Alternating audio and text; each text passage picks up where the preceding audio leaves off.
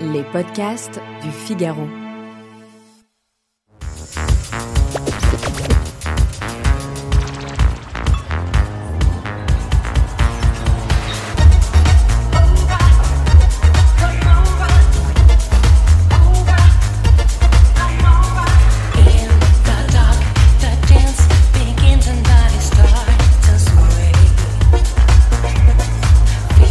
Les derniers tubes de Bob Sinclair résonnent dans la discothèque. Au bar, on sirote un vodka pomme ou un whisky coca. Sur la piste, une jeune brune danse, se déhanche. Delphine.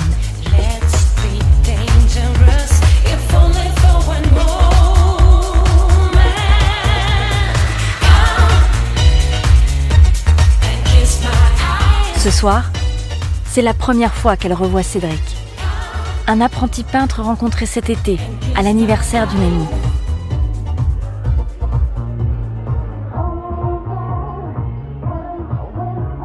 Cédric passe la soirée à fumer des joints et à se rapprocher d'elle, et juste avant le lever du soleil, ils s'embrassent.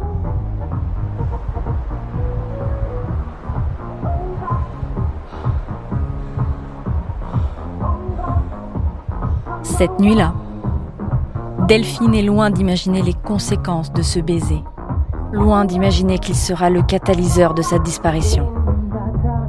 Et que 15 ans plus tard, son visage sera placardé dans toute la région.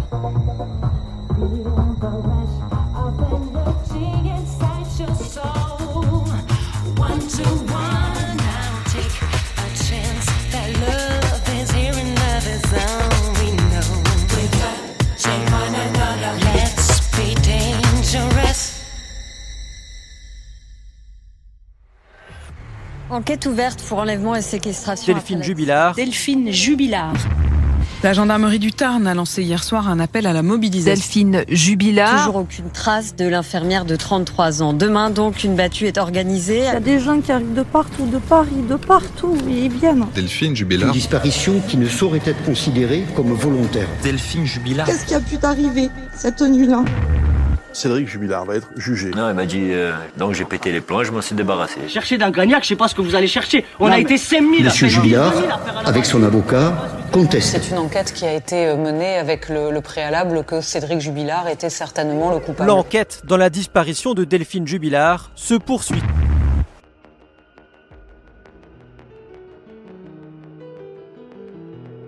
Dans la nuit du 15 au 16 décembre 2020, Delphine Jubilard disparaît. 4 ans plus tard, toute la France connaît son visage, mais son corps, lui, reste introuvable. Pas de corps, pas de témoins, pas de scène de crime. Épisode 1, aux origines d'une idylle maudite.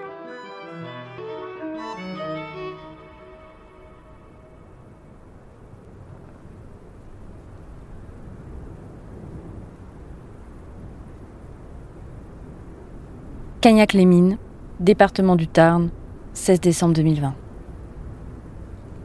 À leur réveil, les habitants découvrent que l'une des leurs a disparu. Une infirmière de 33 ans, maman de 2 enfants, Delphine Jubilard. Où cette mère de famille a-t-elle bien pu aller, en plein hiver, qui plus est en plein confinement ? Sa trace est perdue, à quelques mètres de la maison. Delphine Jubilard s'est volatilisée.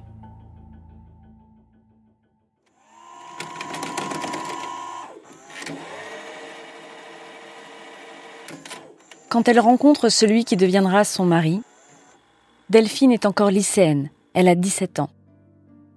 Cédric, apprenti peintre, a le même âge. Elle n'a pas l'habitude d'être courtisée, c'est une jeune fille très discrète, les garçons ne vont pas vers elle. Lui a plus d'expérience et a déjà eu quelques aventures, dont une avec une femme plus âgée. Alors, quand ce petit brun au collier de barbe et aux cheveux gominés murmure à Delphine des mots qu'elle n'a jamais entendus, l'apprentie infirmière est séduite. Ils flirtent ensemble quelque temps, puis officialisent leur relation. Le couple rencontre les familles de l'un et de l'autre, et les proches de Cédric adorent Delphine. Chez Delphine, Cédric et son look de mauvais garçon ne font pas l'unanimité. Mais qu'importe, 2 ans plus tard, le couple loue un petit appartement dans la banlieue nord d'Albi. Delphine travaille comme infirmière de nuit à la clinique Claude Bernard et Cédric décroche un premier contrat en tant que peintre plaquiste. Il est infidèle, elle le sait, mais lui pardonne. Il déménage à nouveau et s'installe à Arthès. Ils n'ont qu'un objectif, devenir propriétaires. En octobre 2012, ils investissent dans un terrain de 600 mètres carrés à Cagnac-les-Mines. Une ville construite au début du XXe siècle, au gré de l'arrivée d'ouvriers étrangers à la recherche d'un travail dans les mines. Il y a une mairie, une poste, une boulangerie, un tabac, et c'est tout.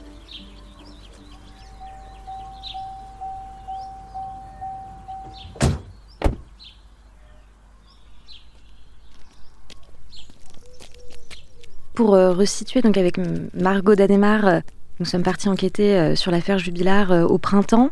Esther Paolini, journaliste au Figaro. Cagnac-les-Mines, c'est à environ 1 heure de route de Toulouse et je me souviens bien de ce plateau sur les hauteurs d'Albi. C'est un village un peu dortoir, un village un peu désert finalement. La plupart des commerces sont fermés. On se souvient qu'il y avait encore un PMU, une boulangerie, mais finalement plus grand-chose sinon. On avait été aussi marqués par ce monument aux morts sur la place du village, avec beaucoup de noms d'immigrés polonais, ce qui dit beaucoup de l'histoire du village. Et puis, nous avions entendu des voix d'hommes derrière cette place. C'était en fait le boulodrome du village, alors qui était tenu par des retraités femmes, mais finalement, on était en plein après-midi et que des hommes en train de jouer à la pétanque. C'était des hommes avec des casquettes vissées sur la tête, qui finalement ressemblaient beaucoup à Cédric Jubilard, et on s'est dit qu'on aurait pu le croiser ici.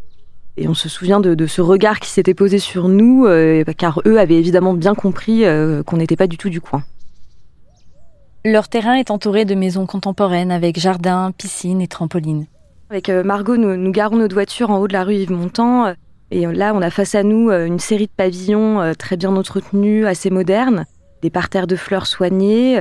Et en descendant un petit peu la rue, soudain, on tombe nez à nez avec cette maison qui, pour le coup, dénote dans le paysage. C'est une maison inachevée, donc on aperçoit la brique qui est encore visible.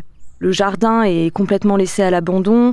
Les jeux d'enfants sont encore sortis et prennent le soleil. Il y a le trampoline qui est un petit peu déchiré. Le jardin est recouvert de mauvaises herbes. On est surpris de cette vision et on se demande bien sûr ce qui a pu se passer à l'intérieur de cette maison. Le week-end, tout le monde tond sa pelouse avant de s'installer sur la terrasse autour d'un barbecue entre amis. Et un jour, Cédric demande Delphine en mariage. Évidemment, elle accepte. Elle rêve d'une cérémonie en robe de princesse, d'un petit nœud papillon pour leur chien Gnocchi et un lâcher de lampion à la nuit tombée. Cédric, lui, insiste pour arriver à la mairie au volant d'une Porsche.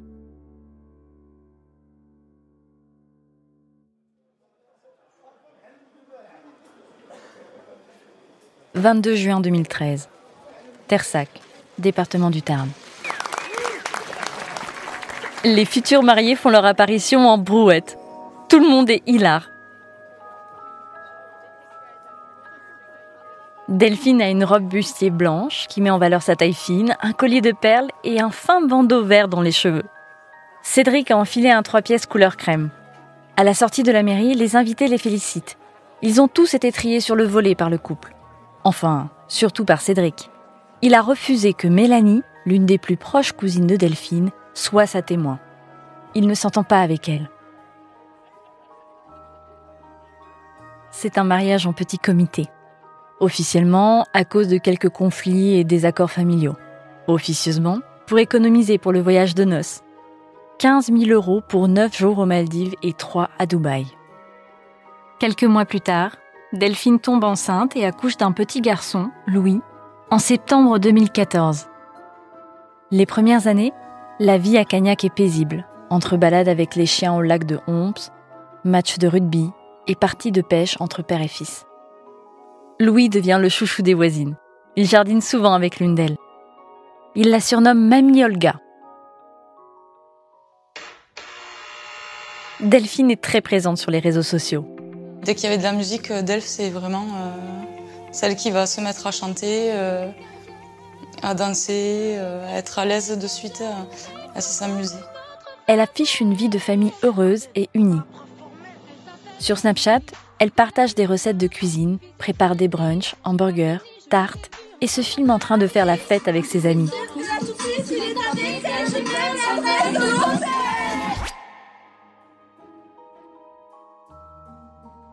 Fin 2018, Elle annonce sur Facebook être enceinte d'un deuxième enfant. Les Jubillards sont comblés. Mais ce n'est qu'en surface. Ils restent hantés par leur enfance cabossée. Par un père alcoolique et absent pour Delphine, et par les placements répétés en foyer pour Cédric.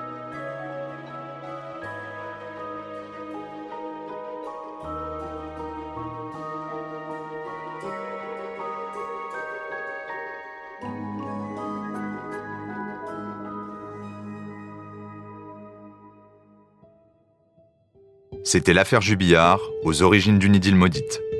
Un récit adapté d'une enquête de Margot Dademar et Esther Paolini. Dans cette série de podcasts, Le Figaro vous plonge dans les mystères d'une des affaires les plus énigmatiques de ces dernières années. Prochain épisode, Delphine et Cédric Jubillard, l'élève modèle et le petit délinquant. Réalisation, Astrid Landon. Narration, Margot Dademar. Production, Salomé Boulet et Lila Fadel. Prise de son, Louis Chabin. Coordination, Aude Cérès. Vous pouvez retrouver les récits du Figaro sur Figaro Radio, le site du Figaro et toutes les plateformes d'écoute. Si cet épisode vous a plu, n'hésitez pas à vous abonner et à donner votre avis. À bientôt.